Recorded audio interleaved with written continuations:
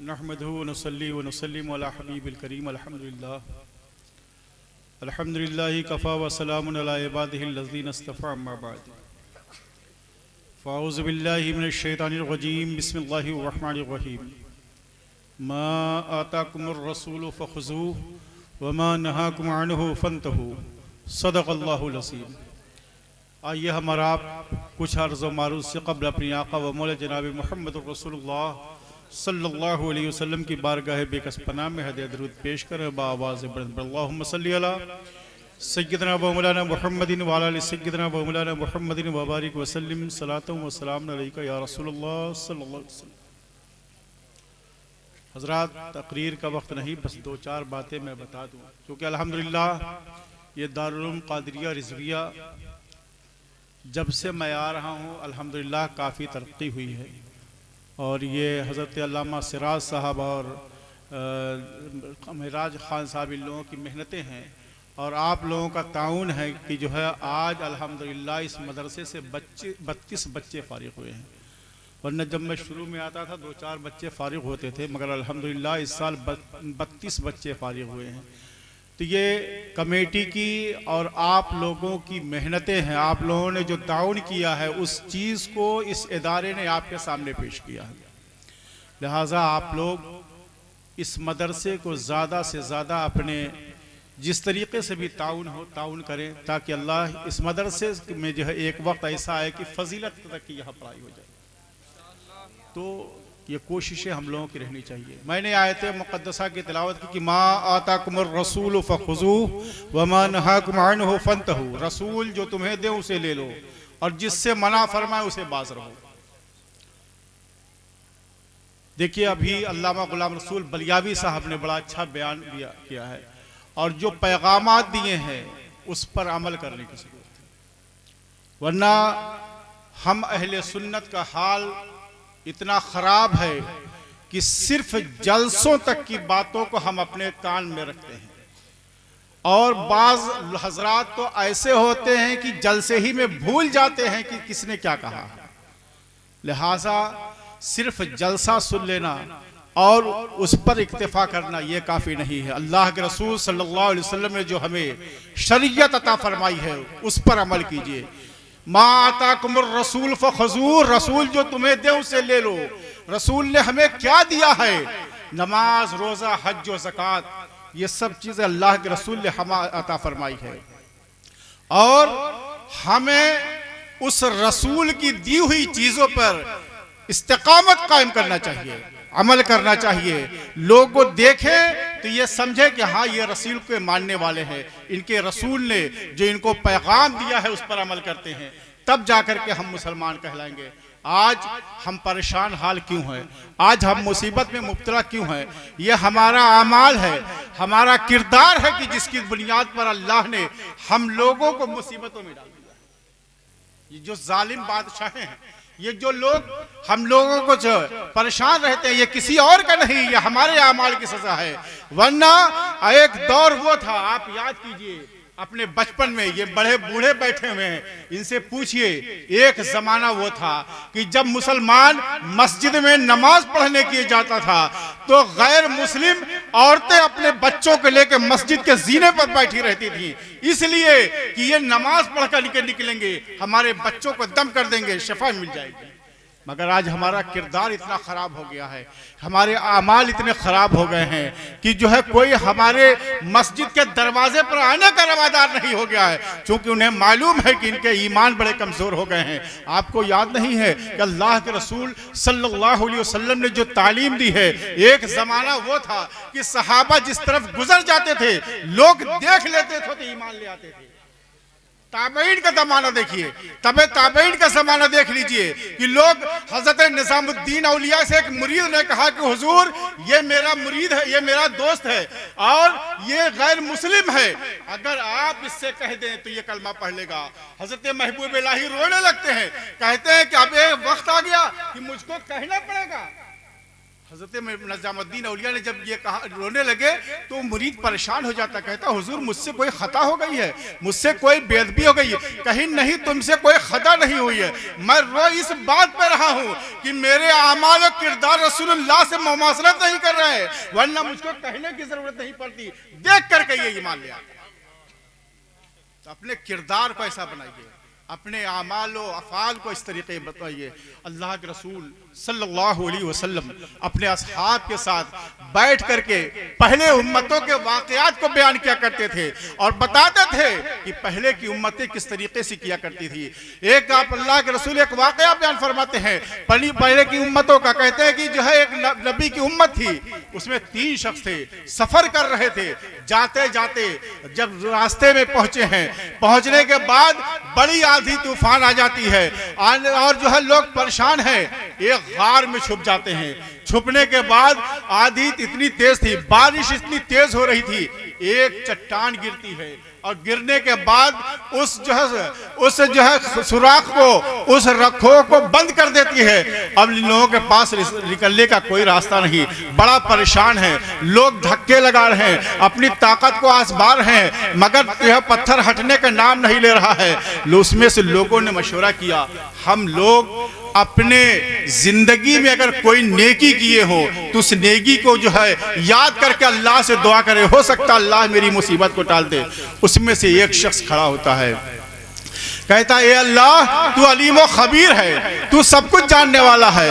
ए अल्लाह मैं एक जो है अपने बूढ़े माँ बाप को खाने के लिए मैं रोजाना जंगल से लकड़ियां काट करके लाता था और उसके बाद मैं लोगों में जो है उसको जो है ला करके बेचता था, फिर खाना आकर के पकाता था, फिर माँ बाप को खिलाता था। एक रोज ऐसा हुआ, मैं जो है लकड़ियां बेचने गया, लकड़ी बेच करके जब मैं वापस आया, ताखीर हो गई थी, मैंने खाना पकाया, खाना पकाने के बाद जब मैं अपने माँ बाप के पास ले गया, देखा कि मेरे माँ बाप सो गए हैं। मुझे जो है ये जो है हुआ कि मुझको इनको जगाना नहीं चाहिए, इनको तकलीफ होगी।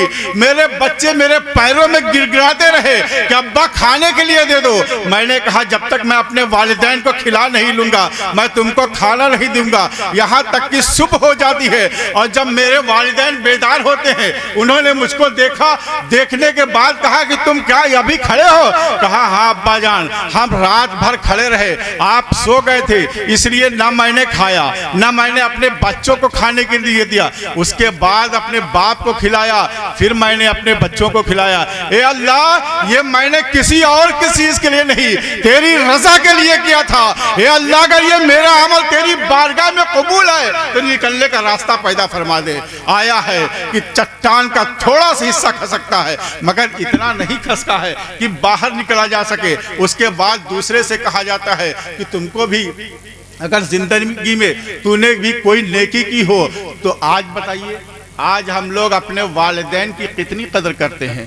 हम लोग अपने वालिदैन के साथ हुस्न सुलूक तो कहने छोड़ दीजिए, उनके साथ गलत ज़बानें इस्तेमाल करते हैं। उनको बाज़ वक्तों में मैंने देखा है कि कुछ ऐसे जो है नाकारा औलादें होती हैं कि अपने बाप को थप्पड़ मारने के लिए तैयार हो जाती हैं। सोचो अपने अंजाम को कि जब यहाँ से दुनिया से जाओगे और अपने माँ बाप को तकलीफ दे करके जाओगे तो तुम्हारा अंजाम क्या होगा। उसके बाद दूसरा शख्स आता है, कहता है अल्लाह तू अलीम व खबीर है, तू दिलों का हाल जाता है।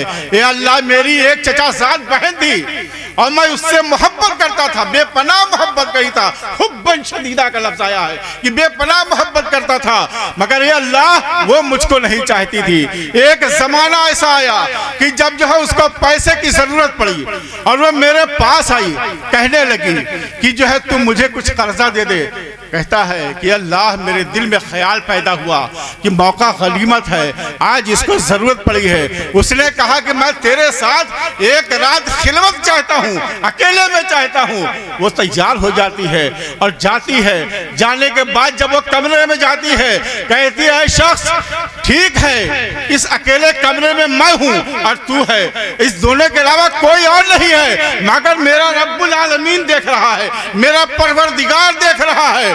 इतना कहना था, ए अल्लाह मेरे दिल में खौफ तेरा पैदा हो गया, मेरे दिल में तेरी खशियत पैदा हो गई। ए अल्लाह मैं वहां से भागा। उस औरत ने कहा कि पैसे ले ले। मैंने कहा मुझको पैसा नहीं चाहिए, तू पैसा भी ले ले और तू अपने घर चली जा। ए अल्लाह ये मैंने तेरे खौफ से किया था। ए अल्लाह अगर तुझको ये मेरी अदब पसंद आई हो तो निकलने का रास्ता पैदा फरमा दे। आता है कि थोड़ा से चट्टान फिर खसक जाती है, मगर इतनी नहीं खसकी है कि पूरा निकलने का रास्ता पैदा हो। उसके बाद तीसरे शख्स ने कहा, ए अल्लाह तू मेरे दिलों का हाल जानता है। ए अल्लाह मेरे पास लोग मजदूरी करते थे, उसमें सब मजदूर अपनी मजदूरी ले करके चले गए। एक मजदूर था जिसने मजदूरी नहीं दिया था, उसकी कीमत 1.25 किलो जौ या उसके बराबर कीमत थी। ए अल्लाह मैंने उससे उसके माल से उसके पैसे से तिजारत किया और इतना तिजारत किया कि इतना माल हो गया कि जो है पूरे बाग जो है बाग में जो है गाय बैल और जो बकरियां सब हो गई। एक जमाने के बाद वो आता है और आने के बाद कहता है कि मैंने आपके यहाँ नौकरी किया था और मेरी एक दिन की मजदूरी आपके पास बाकी रह गई थी, आप मेरी मजदूरी को मुझको दे दें, आपको अगर याद हो तो मेरी मजदूरी दे दें। उसने कहा कि ये जितने जो है गाय बैल हैं और बकरियां हैं भेड़ है ये सब तुम्हारा है, लेकर के चले जाओ। उसने कहा क्या मजाक कर रहे हो, मुझसे मजाक ना करो, अल्लाह के वास्ते जो मेरी रकम है अगर हो सके तो दे दो। तो उसने कहा कि मैं मजाक नहीं कर रहा हूं, जो तुम अपनी कीमत छोड़ करके गए थे मैंने उससे तिजारत किया और ये तिजारत से अल्लाह ने इतना फरोग दिया, ये जितने सब कुछ है ये सब तुम्हारा है। वो लेकर के चला जाता है, कोई एक चीज भी नहीं छोड़ता है, गुलाम को नहीं छोड़ता है, बकरियों को नहीं छोड़ता है, लेकर के चला जाता है। हालांकि अगर वो चाहता तो रख लेता। आज हमारा हाल क्या है, अगर नौकर थोड़ी देर के लिए अगर खता कर जाता है तो उसकी तनख्वाह काटने के लिए हम लोग तैयार हो जाते हैं। आज अगर कोई हमारे यहाँ मुलाजमत कर रहा है और वक्त से थोड़ा सा गड़बड़ हो गया तो पूरे दिन की तनख्वाह गायब कर देते हैं। हालांकि वो कहता है अल्लाह अगर मैं चाहता तो मैं उसको चंद पैसे दे करके मैं वापस कर देता, मगर या अल्लाह मैंने तेरी रजा के लिए किया था, या अल्लाह अगर ये मेरा अमल तुझे कबूल है तो मुझे निकलने का रास्ता पैदा फरमा दे। हदीस शरीफ में आता है कि वो चट्टान इतनी खिसक जाती है कि बारी बारी सब निकल जाते हैं। तो लिहाजा अपने अंदर इखलास पैदा कीजिए और जो नेक नियति पैदा कीजिए, लोगों के साथ हुस्ने सुलूक कीजिए। आया है कि अपने पड़ोसी के साथ हुस्ने सुलूक कीजिए, अपने अजीज़ व अकारिब के साथ हुस्न सलूक कीजिए। ये सब चीज़ें करने की ज़रूरत है। और दूसरी चीज़, एक चीज़ बताऊं, सबसे बड़ी चीज़ क्या है, आप दयादारी कीजिए, अमानत में ख़यानत मत कीजिए, क्योंकि जब अमानत में आप ख़यानत करेंगे तो उसका हिसाब देना होगा, उससे कोई बच करके जा नहीं सकता है। मैं बस चूँकि वक्त काफ़ी हो गया है और ये जो हुफ़ाज़ इकराम हैं इन्होंने बड़ी मेहनत व मशक्क़त से पढ़ा है, ये तो इतना मुश्किल था। आया है कि लव अंज़लना हाज़ल कुरान अला जबलिन लरअयतहु ख़ाशिअम मुतसद्दिअम मिन ख़श्यतिल्लाह, ये तो इतना मुश्किल था कि अगर ये पहाड़ पर नाजिल हो जाता तो पहाड़ रेजा रेजा हो जाता, मगर यह अल्लाह के रसूल का फजल है, उनका करम है कि ये तो इतना आसान हो गया कि 8-10 साल का बच्चा भी हाफिज़ कुरान हो जाता है। ये अल्लाह का फजल है, रसूल करीम सल्लल्लाहु अलैहि वसल्लम की रहमत है और कुरान पाक की बेपनाह फजीलतें हैं। हम लोग तो कुरान पढ़ते नहीं हैं। हम लोगों का मशगला क्या है कि जब शादी में जाते हैं तो औरत से कहते हैं लड़की से कि कुरान शरीफ भूलना नहीं, मगर भूलने का मतलब ये है कि सिर्फ यहाँ से ले करके जाना, ले जा करके ताक पे रख देना, पढ़ने की ज़रूरत नहीं है। और कुरान पाक पढ़ना चाहिए, यह हर मुसलमान को पढ़ना चाहिए। कुरान के बड़े फजाइल है। कुरान करीम की अगर आप तिलावत रोज़ कीजिएगा आपकी आंखों की रोशनी कभी कम नहीं हो सकती है। कुरान करीम की तिलावत आप कीजिए। एक सहाबी है, वो फरमाते हैं कि मेरा बचपना था और मैं जो है रोजाना मदीनातुर रसूल में नहीं जा सकता था। लोग आते थे तो मैं उनसे पूछता था कि तुम लोग कहाँ से आ रहे हो, क्या मदीनातुर रसूल से आ रहे हो? अगर लोग कहते कि हाँ हम मदीनातुर रसूल से आ रहे हैं, तो मैं कहता अगर कुरान की कुछ आयतें तुमको याद हो तो मुझको सुना दो।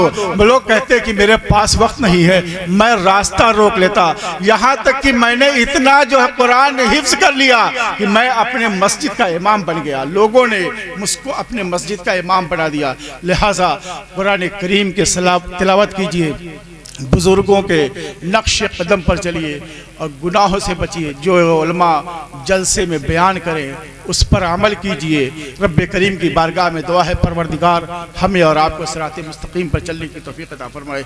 अस्तगफिरुल्लाह रब्बी मिन कुल्लि ज़ंबि व अतूबु इलैहि। अस्सलामु अलैकुम।